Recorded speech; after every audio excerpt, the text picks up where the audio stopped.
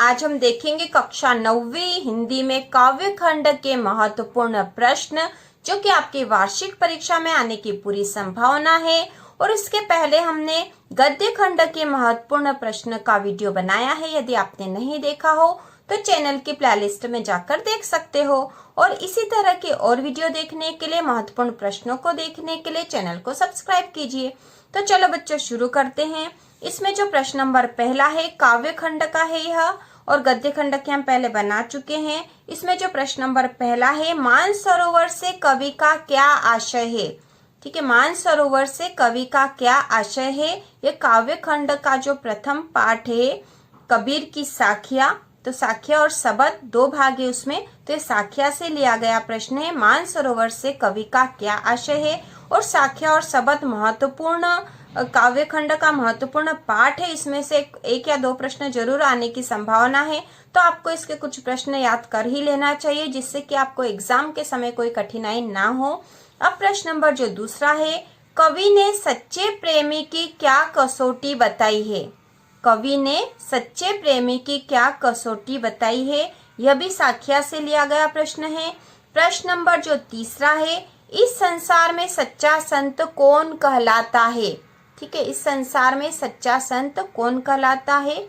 और प्रश्न नंबर चौथा है, मनुष्य ईश्वर को कहाँ कहाँ ढूंढता फिरता है। ये साखिया से लिए गए प्रश्न हैं। और यदि आपके पास इन प्रश्नों के उत्तर नहीं है तो चैनल के प्लेलिस्ट में जाकर कक्षा 9वीं के प्लेलिस्ट में आप जाकर देख सकते हो, हिंदी वाली में, जिसमें कि सारे हिंदी के पाठों के प्रश्नोत्तर बने हुए हैं, बहुत सरल भाषा में है, जिससे कि आप आसानी से उनको समझ सकोगे और आपको आसानी से वो याद भी हो जाएंगे।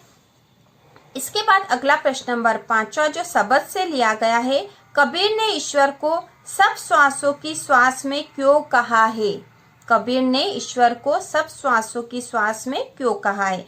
प्रश्न नंबर 6 है, ज्ञान की आंधी का भक्त के जीवन पर क्या प्रभाव पड़ता है। अब प्रश्न नंबर जो 7वां है, यह ललध्यत के द्वारा रचित वाक से लिया गया है। ललध्यत की जो काव्य शैली है उसे वाक कहा जाता है। तो वाक से संबंधित प्रश्न आपके अर्धवार्षिक परीक्षा में भी आया था। वाक किसे कहते हैं, तो ललध्यत की जो काव्य शैली उसे वाक कहते हैं, यह भी हमें पता होना चाहिए। और इसका जो प्रश्न है, बंद द्वार की साकल खोलने के लिए ललध्यत ने क्या उपाय सुझाया है। तो ललध्यत और कबीर जो है भक्ति काल के कवि हैं दोनों, और ललध्यत जो कवयित्री है, और इनका जो प्रश्न महत्वपूर्ण है, बंद द्वार की साकल खोलने के लिए ललध्यत ने क्या उपाय सुझाया है।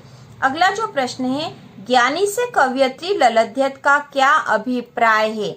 ज्ञानी से कवयित्री ललध्यत का क्या अभिप्राय है। फिर अगला प्रश्न नंबर जो 9 है, यह रसखान के सवैये से लिया गया है। रसखान के द्वारा जो रचित सवैये है उससे संबंधित प्रश्न है। ब्रजभूमि के प्रति कवि रसखान का प्रेम किन किन रूपों में अभिव्यक्त हुआ है। रसखान जो है कृष्ण भक्त है और उनका ब्रजभूमि के प्रति अनन्य प्रेम था। तो यहाँ पूछा गया है कि ब्रजभूमि के प्रति कवि रसखान का प्रेम किन किन रूपों में अभिव्यक्त हुआ है। और प्रश्नोत्तर के लिए आप चैनल की प्लेलिस्ट में कक्षा 9वीं हिंदी की प्लेलिस्ट को चूज करके प्रश्नोत्तर आप उसमें से देख सकते हो। इसके बाद अगला प्रश्न है, एक लकुटी और कामरिया पर कवि रसखान सब कुछ न्योछावर करने को क्यों तैयार है। रसखान जो है कृष्ण भक्त थे और उनकी लकुटी और कामरिया पर वो अपना सब कुछ न्योछावर करने को तैयार थे क्योंकि वो उनके अनन्य भक्त थे। अगला जो प्रश्न है, कवि माखनलाल चतुर्वेदी ने कोयल के बोलने के किन कारणों की संभावना बताई है। तो यह जो प्रश्न है आपके काव्य खंड के काव्य पाठ जो है कैदी और कोकिला से लिया गया है। और इसके जो कवि माखनलाल चतुर्वेदी है, माखनलाल चतुर्वेदी को एक भारतीय आत्मा के नाम से भी जाना जाता है। यह आधुनिक काल के कवि है। राष्ट्रीय स्वतंत्रता संग्राम आंदोलन में इन्होंने भाग लिया था और यह देशभक्ति से संबंधित इनकी कविता है। अगला प्रश्न है, किस शासन की तुलना तम के प्रभाव से की गई है और क्यों। यह भी इसी पाठ का है। और अंग्रेज शासन की, ब्रिटिश शासन की तुलना तम मतलब अंधेरे के प्रभाव से की गई है। और इसके प्रश्नोत्तर आप चैनल की प्लेलिस्ट में जाकर भी देख सकते हो। अगला प्रश्न है, आपने अपने शहर में बच्चों को कब कब और कहाँ कहाँ काम करते हुए देखा है। तो यह जो प्रश्न है बच्चे काम पर जा रहे हैं कविता से लिया गया है और ये आपकी अभिव्यक्ति से संबंधित प्रश्न है जो कि बहुत महत्वपूर्ण है। इस तरह के प्रश्न इस बार एग्जाम में जरूर आएंगे। आपने अपने शहर में बच्चों को कब कब और कहां कहां काम करते हुए देखा है? इस प्रश्न का उत्तर आप अपने अनुसार भी लिख सकते हो, अपने मन से लिख सकते हो, इसलिए अभिव्यक्ति से संबंधित प्रश्न है। अगला जो प्रश्न है, बच्चों का काम पर जाना धरती के एक बड़े हादसे के समान क्यों है? बच्चों का काम पर जाना धरती के एक बड़े हादसे के समान क्यों है?